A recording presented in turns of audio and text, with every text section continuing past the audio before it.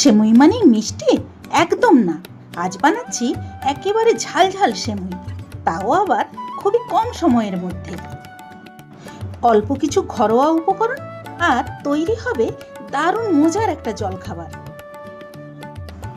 প্রথমে কড়াইতে সর্ষের তেল দিলাম, তারপরে একটু গরম হয়ে গেলে জিরে আর কালো সর্ষের একটু ফোড়ন দিলাম, তারপরেই কারিপাত্তা একটু ভালো করে ভেজে নিলাম। তারপরে আলু টুকরো টুকরো করে কেটে রেখেছিলাম, সেগুলো একটু নাড়াচাড়া করতে করতে একটু বেশ ভালো মতো ভাজা হয়ে গেলে তাতে একটু পেঁয়াজ দিয়ে দিলাম।